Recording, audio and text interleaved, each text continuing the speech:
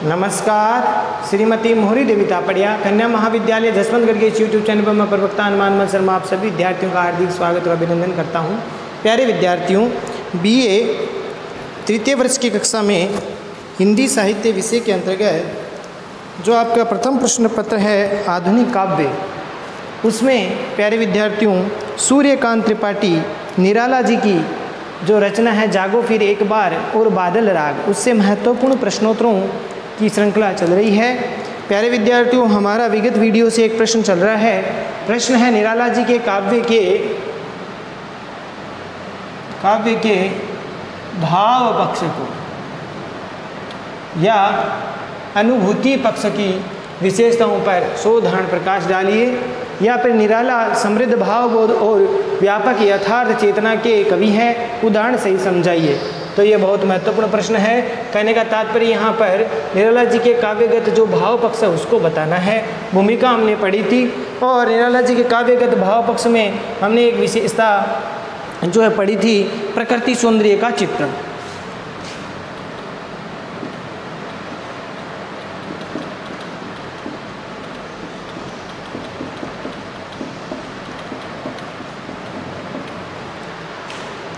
दूसरा प्रेम और श्रृंगार विलास।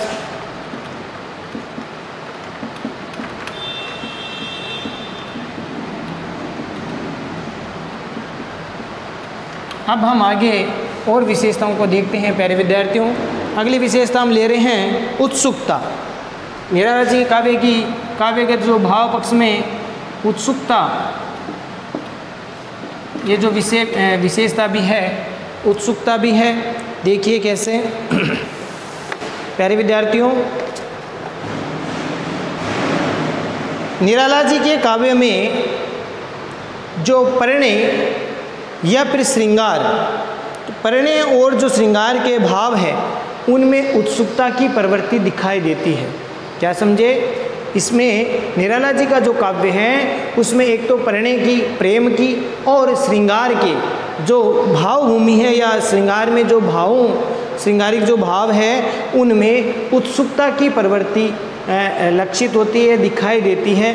और श्रृंगार रस में डूबी इनकी जो पारिवारिक छवियां हैं उनमें होली का जो त्यौहार है या उत्सव है उसमें निराला जी की उत्सुकता व्यक्त हुई है।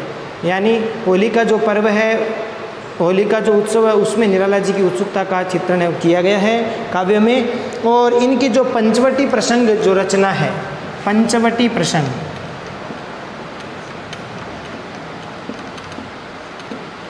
पंचवटी प्रसंग, राम की शक्ति पूजा,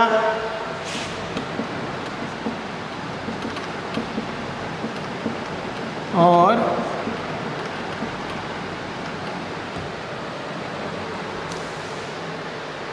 बादल राग,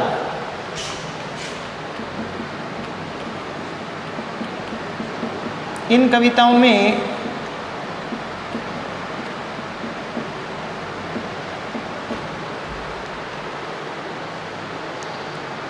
ये जो उत्सुकता की प्रवृत्ति है वो दिखाई देती है।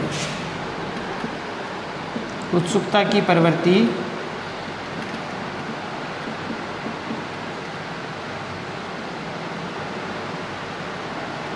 दिखाई देती है।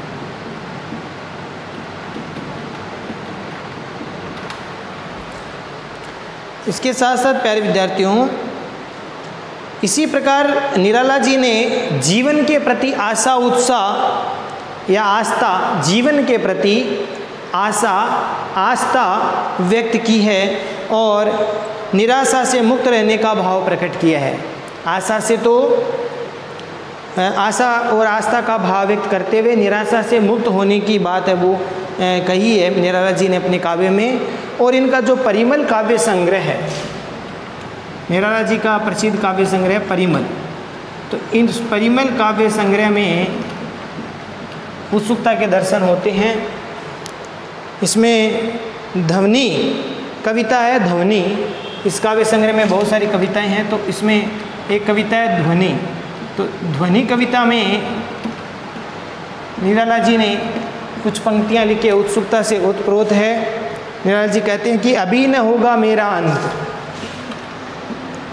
कि अभी न होगा मेरा अंत,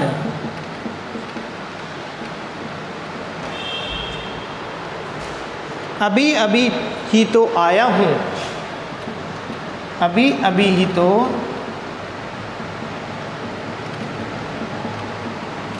आया हूँ, मेरे वन में मृदुल वसंत, मेरे वन में मृदुल वसंत।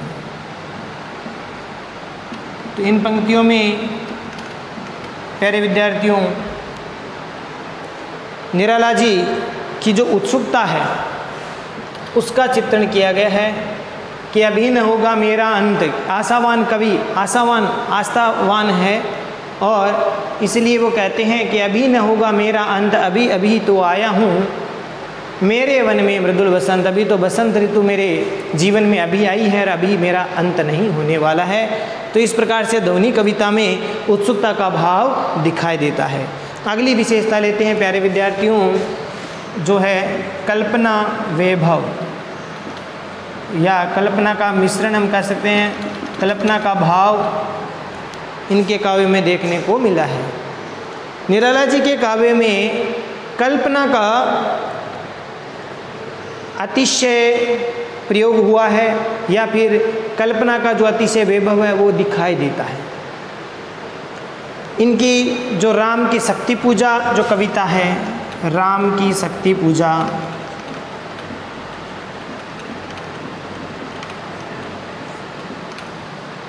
इसमें राम की या हम कह सकते हैं कि निराला जी की उनकी विराट और सूक्ष्म कल्पना दोनों हम देख सकते हैं।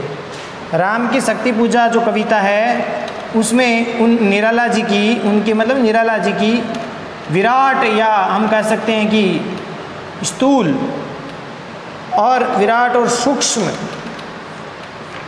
जो कल्पना है उसका नज़ारा हम देख सकते हैं। किस प्रकार से विराट और सूक्ष्म दोनों प्रकार की कल्पनाओं का सुंदर समायोजन या सुंदर सम्मिश्रण जो है निराला जी ने अपने काव्य राम की शक्ति पूजा में किया है। तो इस प्रकार से कल्पना का वैभव भी बहुत विस्तृत है इनके निराला जी का। तुलसीदास जो कविता है इनकी, तुलसीदास जो कविता है, इस कविता में प्यारे विद्यार्थियों इसमें भी कल्पना का अथाह सागर हम कह सकते हैं। कल्पना गुट गुट करके भरी हुई है इसमें। निराला जी के जो मन के भाव है, कल्पना है, वो तुलसीदास जो कविता है इसमें खूब मात्रा में या जो है इसमें भाव है वो भरा हुआ है। कल्पना का अथाह सागर है तुलसीदास कविता इनकी। और इसके अलावा इनकी जो मुक्तक रचनाएं हैं उसमें भी कल्पना का मिश्रण है। वो भी ऐसी रचनाएं भी बहुत अधिक संख्या में है कि जिसमें मुक्त रचनाओं में भी कल्पना का समाहार है या कल्पना का जो भाव है उसमें भरा हुआ है। भिक्षुक, विधवा, नीचे उस पार श्यामा, ये कविताएं हैं। भिक्षुक कविता है इनकी, जिसमें एक भिखारी के मनोवर्ती का चित्रण किया गया है, भिक्षुक कविता है। या फिर विधवा जो कविता है इनकी। इसके साथ साथ ये नीचे श्यामा, नीचे उस पार श्यामा, नीचे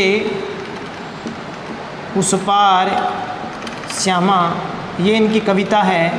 और इन कविताओं में निराला जी के कल्पना का सुंदर चित्रण किया गया है और इस प्रकार हम कह सकते हैं कि बहुत सुंदर कल्पना का मिश्रण वो इन्होंने अपने काव्य में किया है। जैसे एक पंक्तियां हैं, यमुना के प्रति वो अपने भाव व्यक्त करते हुए कह रहे हैं कि कहाँ छलकते अब वैसे ही, कहाँ छलकते अब वैसे ही ब्रज नागरियों के गागर, कहाँ छलकते अब वैसे ही।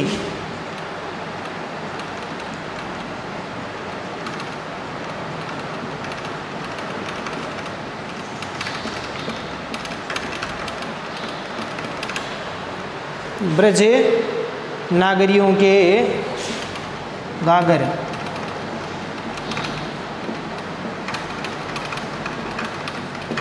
नागरियों का मतलब वहाँ की औरतें, ब्रज की जो औरतें हैं, युवतियाँ हैं, वो अब यमुना नदी का यहाँ पर जो चित्रण किया गया है कि अब कहाँ पर अब छलकते हैं जो गागर हैं, मटकियाँ हैं, जो ब्रज जो युवतियाँ कभी यमुना से भर भर करके घर ले जाया करती थी, अब वो वैसे कहाँ पर है।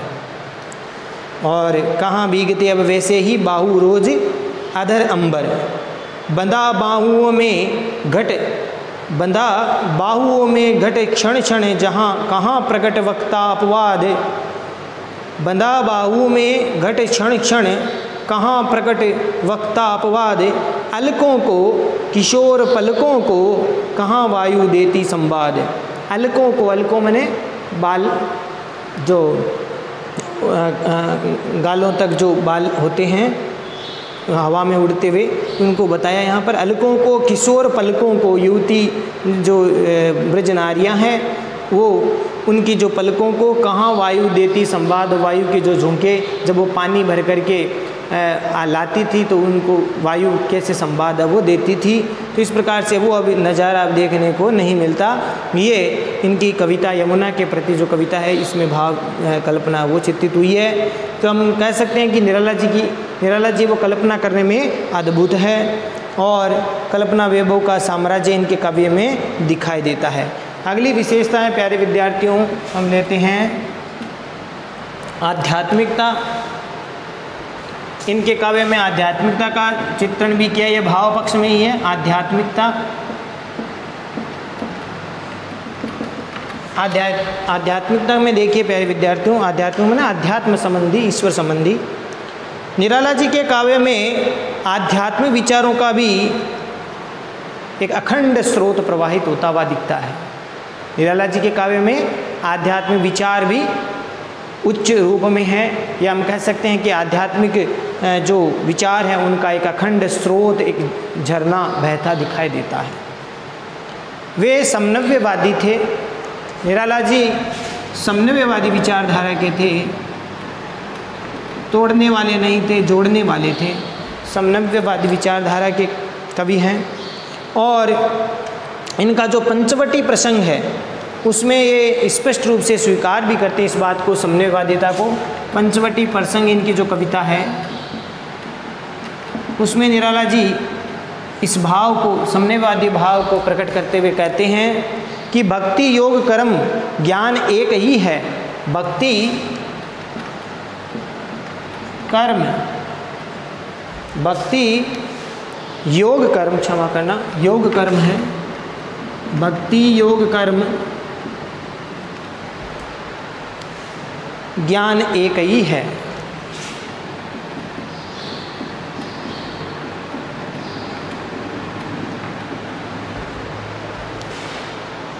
यद्यपि अधिकारियों के निकट भिन्न दिखते हैं, यद्यपि अधिकारियों के निकट भिन्न दिखते हैं।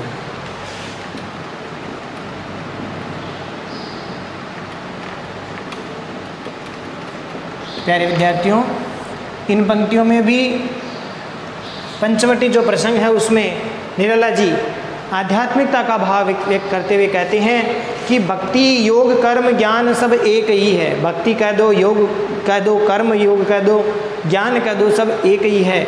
यद्यपि अधिकारियों के निकट भिन्न देखते हैं, अर्थात जो जो उसके अधिकारी हैं उनको अलग अलग स्वरूप में दिखाई देता है। बाकी भक्ति योग कर्म और ज्ञान सब एक ही है। उसको प्राप्त करने वाला, उसका अधिकारी बनने वाले का जो भाव है उस भावों के अनुसार वो अलग अलग दिखते हैं। तो इस प्रकार से यहाँ पर आध्यात्मिकता दिखती है, इनके आध्यात्मिकता का विचार है वो दिखता है। इसी प्रकार से कौन तम के पार, इनकी कविता है कौन तम के पार।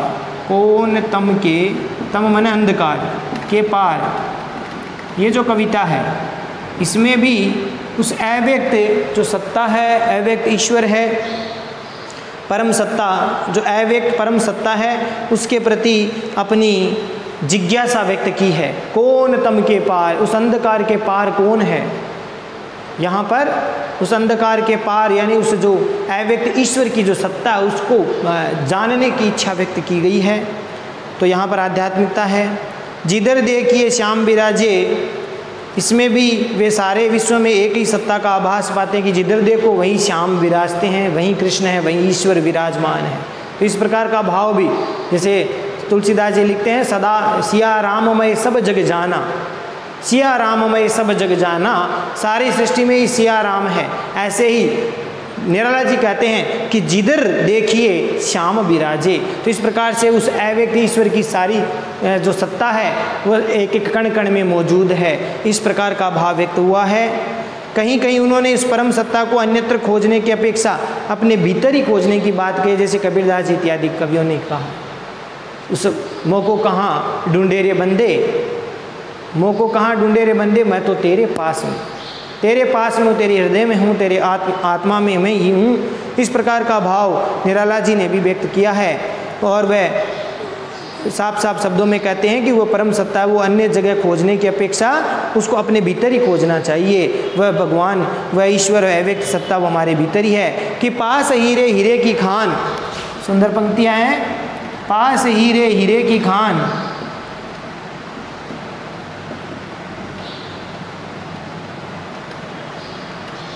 के पास हीरे हीरे की खान, खोजता कहाँ और नादान, खोजता कहाँ और नादान। नादान का अर्थ होता है ना समझ।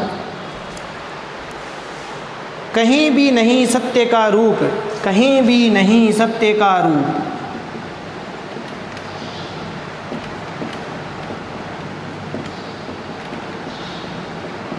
कहीं भी नहीं सत्य का रूप, अखिल जग एक अंधतम कूप। अखिल जग, अखिल मैंने सारा, अखिल जग अंधतम कूप, अर्थात एक अंधकार का कुआं है, एक अंधतम कूप।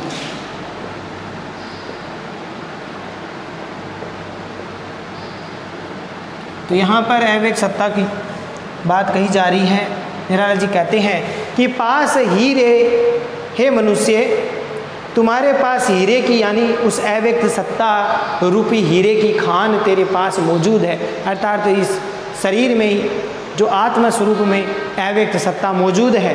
तो पास हीरे हीरे की खान, खोजता कहाँ और नादान, हे नादान, हे नासमझ प्राणी मनुष्य, तुम और कहाँ उस अव्यक्त परम पुरुष को खोजते फिर रहे हो, वह तो तुम्हारे भीतर मौजूद है। ये जो ईश्वर रूपी जो हीरा है वह तुम्हारे भीतर ही है। कहीं पर भी नहीं सत्य का रूप, कि इस संसार में कहीं पर भी सत्य का जो रूप नहीं दिखाई देता।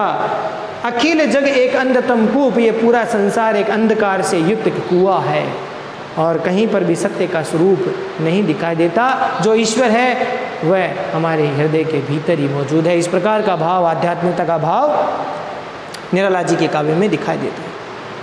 इस प्रकार से हम कह सकते हैं निराला जी ने गतिशील अद्वैतवादी दार्शनिक विचारधारा को भी स्वीकार किया। अद्वैत दार्शनिक विचारधारा, अद्वैत का मतलब होता है द्वे माने दो, जो दो नहीं है एक है, अर्थात आत्मा और परमात्मा दो नहीं है अपितु एक ही है, अलग अलग नहीं है। इस प्रकार का जो भाव अद्वैतवाद, जो आदि शंकराचार्य जी का कह सकते हैं कि उनका जो अद्वैतवाद है उसको बताया है। तो निराला जी ने अद्वैतवादी दार्शनिक विचारधारा को स्वीकार किया है। और निराला जी ने स्वामी विवेकानंद जी और अरविंद जी के विचारों से भी प्रभावित है। एक तरफ तो वो अद्वैतवाद से यानी शंकराचार्य जी की विचारधारा अद्वैतवाद से भी प्रभावित है, तो दूसरी ओर स्वामी विवेकानंद जी और अरविंद, महर्षि अरविंद जी के विचारों से भी प्रभावित है। वे शून्यवाद और चमत्कारवाद में भी आस्था रखते हैं। ये जो इन विचारधारा, इन दार्शनिकों की विचारधारा है, वे शून्यवाद और चमत्कारवाद में भी आस्था रखते हैं। शून्य और शक्ति, ये जो अपने में ही स्थिर हो जाना, ये शून्य है। अपने में ही जो मनुष्य स्थिर हो करके उस अव्यक्त परम पुरुष की प्राप्ति करे, वो शून्यवाद है। तो शून्य और शक्ति अधिवास, इनकी जो कविताएं हैं, इनकी कविता है शून्य और शक्ति अधिवास। यहाँ लिख रहा हूँ शून्य और शक्ति अधिवास। इसमें इसी शून्यवाद और जो विचारधारा है, दार्शनिक विचारधारा, इसका चमत्कारवाद का भाव व्यक्त हुआ है शून्य और शक्ति अधिवास में। और निराला जी के काव्य में भक्ति भावना भी व्यक्त हुई है। इनके कुछ गीत हैं, जैसे आराधना है, ये गीत है आराधना, बेला और जैसे अर्चना के गीत, ये इस प्रकार के आध्यात्मिक गीत है, भक्ति भावना से परिपूर्ण गीत है। आराधना, बेला, अर्चना के गीत, ये इनके भक्ति भाव से ओतप्रोत उदाहरण है जिसमें आध्यात्मिकता झलकती है। प्यारे विद्यार्थियों, उनकी भक्ति में दीनहीन पुकार भी है, विनम्रता भी है, आर्त पुकार भी है, भवसागर से स्वयं को उबार लेने की प्रार्थना भी व्यक्त हुई है। इनके काव्य में, निराला जी के काव्य में देखो, एक दीनहीन जो भगवान के प्रति पुकार होती है वह भी है, विनम्रता भी, आर्त पुकार भी है, भवसागर से स्वयं को उबारने की बात को भी अभिव्यंजित किया गया है, व्यक्त किया गया है। तो प्यारे विद्यार्थियों, आशा करता हूँ ये तीनों बिंदु आपको ठीक से समझ में आ गए होंगे।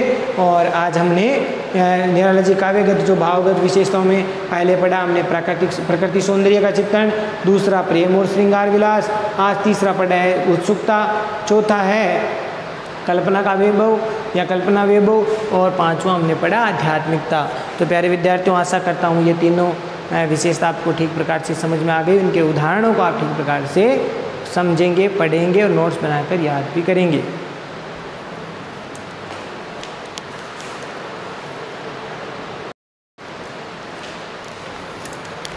तो प्यारे विद्यार्थियों, आज के लिए बस इतना ही। अगली वीडियो में पुनः उपस्थित होंगे इसी प्रश्न के आगे के कुछ विशेषताओं को और लेकर के। तब तक के लिए इन उदाहरणों को ठीक प्रकार से पढ़े, समझे और नोट्स बनाकर याद भी कीजिए। चैनल को लाइक, शेयर और सब्सक्राइब करना ना भूलें। जय भारत, जय हिंदी। धन्यवाद विद्यार्थी।